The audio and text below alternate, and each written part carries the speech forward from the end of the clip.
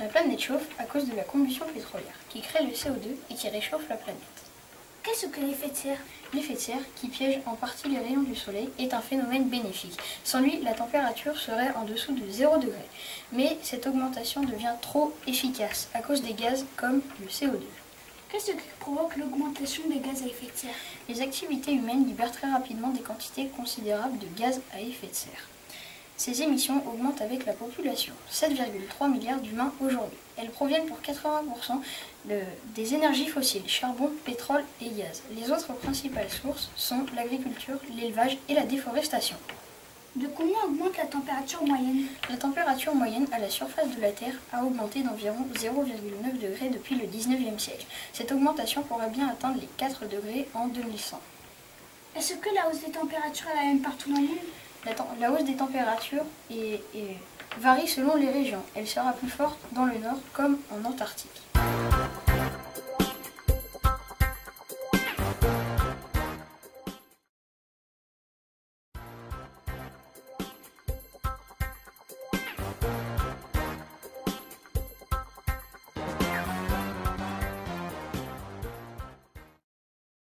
Merci Simon. Maintenant, nous allons interviewer Ayat. Bonjour. Bonjour. Quel impact a le réchauffement climatique sur le niveau de la mer? Le réchauffement climatique a pour effet d'élever le niveau de la mer, mais aussi de faire fondre les glaciers.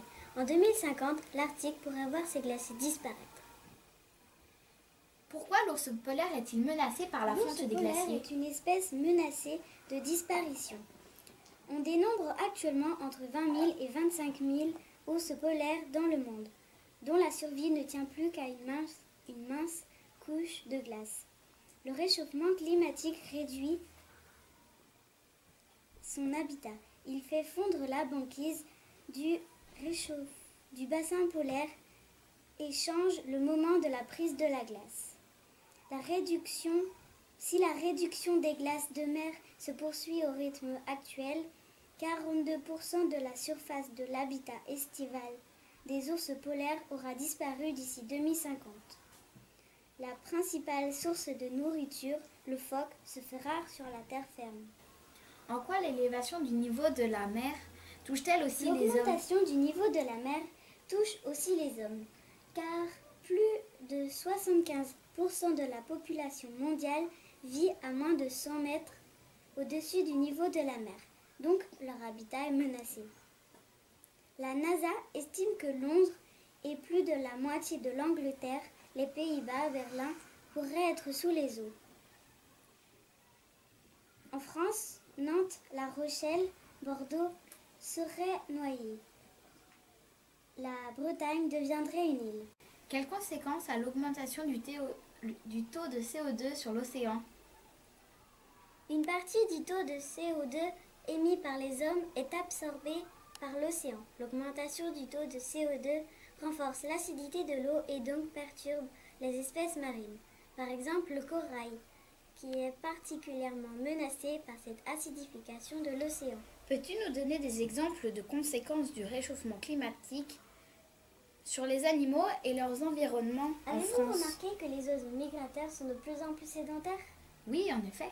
Car la température en hiver est de plus en plus douce. Ainsi, certains migrateurs qui traversaient le Sahara, comme la cigogne blanche ou les hirondelles, commencent à hiverner en petit nombre en France. L'augmentation du taux de CO2 allonge le temps de pollinisation et par conséquent augmente la fréquence et l'intensité des crises d'asthme et des allergies. Le réchauffement climatique amène certains moustiques tigres à débarquer en force. Ce moustique est porteur de maladies tropicales.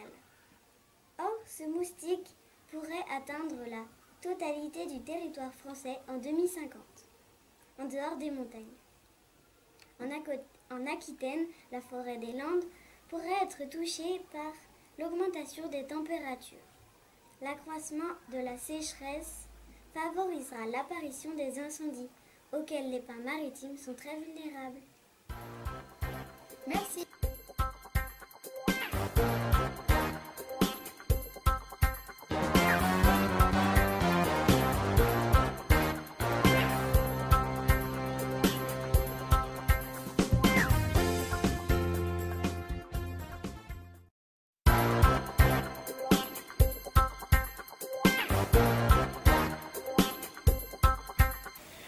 Agathe d'avoir répondu à toutes nos questions. Maintenant, nous allons interviewer Maëlle, experte sur la lutte du réchauffement climatique. Bonjour. Bonjour. Quels gestes peut-on faire à la maison pour lutter contre le réchauffement climatique? Nous pouvons agir pour le baisse du réchauffement climatique par des gestes simples. Mettre le linge dehors quand le soleil est présent. Utiliser un verre à dents pendant le brossage de dents. Prendre une douche plus souvent qu'un bain. Cela permet de consommer 2 à 4 fois moins d'eau. Réutiliser l'eau des lavages des légumes pour arroser les plantes. Installer des récupérateurs d'eau de pluie dans les jardins. Poser un couvercle sur la casserole. Cela permet de chauffer son contenu plus vite. Cela divise par 4 la consommation d'énergie des plaques de cuisson. Quels gestes peut-on faire lorsque nous faisons nos courses pour agir sur le réchauffement climatique? Mais achète des piles rechargeables. La fabrication et l'utilisation d'une pile rechargeable rejette jusqu'à 28 fois moins de gaz à effet de serre qu'une pile jetable. Évite d'acheter des gâteaux mini-cakes emballés à l'unité. Faire un goûter 0 déchet. Cela permet d'utiliser moins de bois et de pétrole. Que peut-on mettre dans notre goûter pour avoir 0 déchet? Eh bien, choisis des fruits, des tartines, de l'eau du robinet ou une orange pressée. Achète des fruits et légumes de saison. Ne mange pas de fraises en hiver. Et achète des produits ménagers écologiques, c'est-à-dire sans phosphate. Quels gestes peut-on faire lorsque nous nous déplaçons? 50% des déplacements automobiles sont inférieurs à 2 km. Pour les petits déplacements, roule à vélo ou marche à pied. C'est plus écologique, bon, pour ta santé. Prends le bus, car un bus peut transporter autant de passagers que 40 à 50 voitures. Prends le bus au lieu de la voiture pour aller au collège. Tous ces gestes sont à la portée de tous. Et n'oublie pas, les petits ruisseaux font les grandes rivières. Merci Maëlle d'avoir répondu à nos questions sur la lutte du réchauffement climatique. De rien. Maintenant, je vais laisser la parole à Luna et à Malo.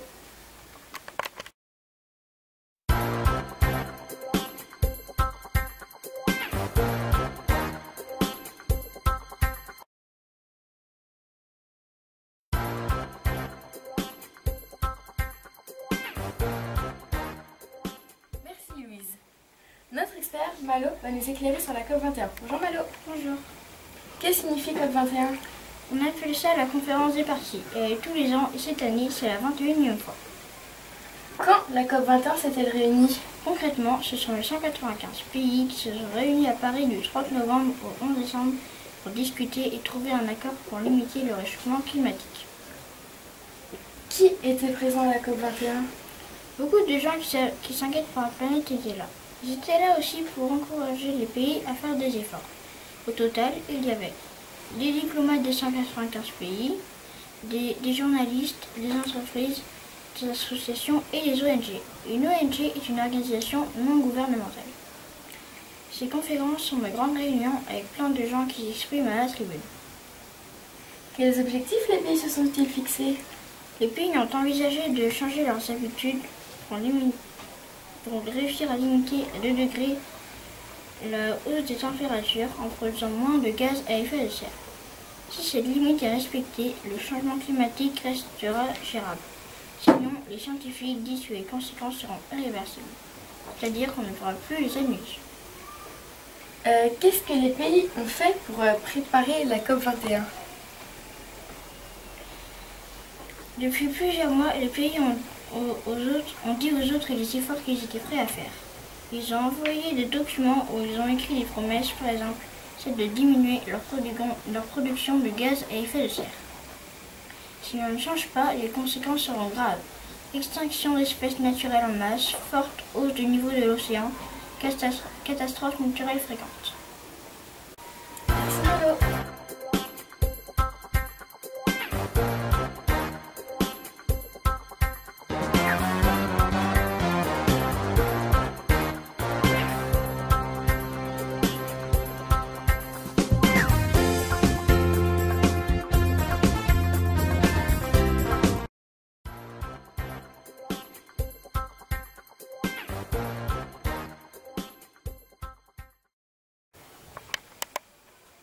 Maintenant, nous allons interviewer Océane qui va nous aider à comprendre les décisions de la COP21. Bonjour Océane. Bonjour. Quand un accord sur le climat a-t-il été signé? Un accord sur le climat a été signé samedi 2 décembre 2015 à Paris. Il a été signé par les 195 pays réunis à la COP21. Pourquoi c'est un événement important? C'est la première fois qu'un accord mondial sur le climat est adopté. La ratification aura lieu le 22 avril 2016 à New York. Les États s'engageront à signer cet accord et à l'appliquer dès 2020. Quels sont les objectifs fixés par cet accord sur le climat? La première décision de la COP21 est de limiter le réchauffement climatique à 2 degrés d'ici 2100. Les pays doivent faire des efforts pour viser 1,5 degré pour protéger les petites îles en danger. 187 pays ont remis à la France leurs engagements pour réduire leur pollution, limitant le réchauffement climatique. Quels moyens les États envisagent-ils pour respecter ces objectifs?